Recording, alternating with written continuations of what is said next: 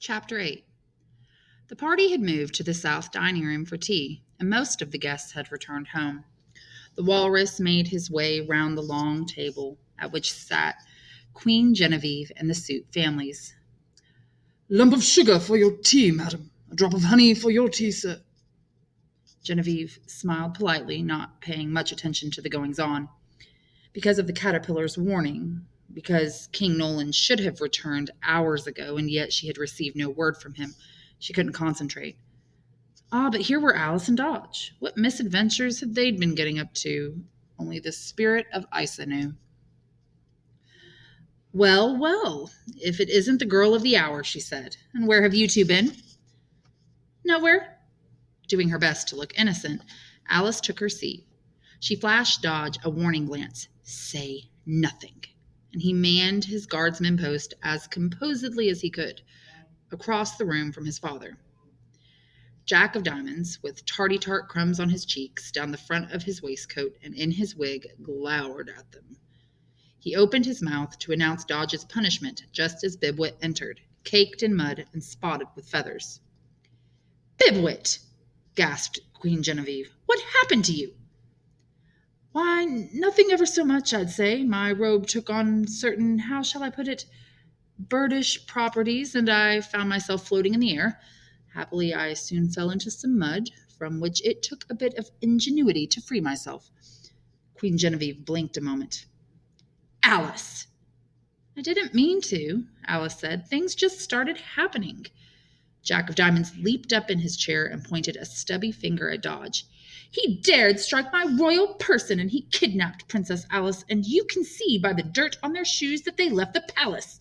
I demand that the commoner be deported to the crystal mines." The suit families all started talking at once, grumbling their displeasure, guffawing in disbelief.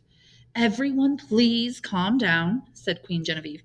"Bibwit, is this true?" "Not precisely," answered Bibwit, "but I'm afraid the children did leave the palace grounds momentarily." "Dodge Anders!"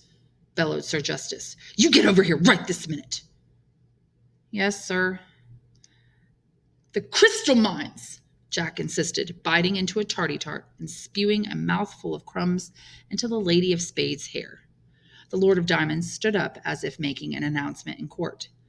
"Good and kind Queen, I expect an increase in lands and tithes as a result of this unfortunate occurrence. My family's name has been tarnished beyond recognition by my son's treatment at the hands of this boy." He gestured at Dodge. The Lady of Clubs whispered into her husband's ear. "His family's name suffered more harm from his own boy than any other." The Lord of Clubs snorted with laughter. "Hear, hear," demanded the Lord of Spades, rising from his chair. "If the Diamonds receive more lands and money, so do we." Queen Genevieve was getting a headache. "There will be no increase in lands or tithes for anybody." The families protested, their voices rising in heated debate. Alice's kitten trotted into the room. "My cat!" Alice cried. The room went quiet. "Your—" Queen Genevieve said, but that was all she got out before a deep rumbling shook the palace. Goblets and chandeliers trembled, and the kitten began a gruesome transformation, its limbs stretching and expanding until it stood on two muscled legs, its forelegs having become two lean and powerful arms, and its front paws thick, with claws as sharp and long and wide as butcher's knives. Its face remained cat-like, with flat pink nose, whiskers, and slobbery fangs. This was no adorable little kitten.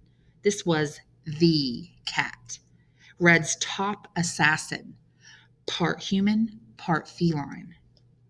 Before General Doppelganger or Sir Justice Anders had time to act, before even Hatter Madigan could tumble into blade-spinning action, there came shouts and an explosion from outside the dining room.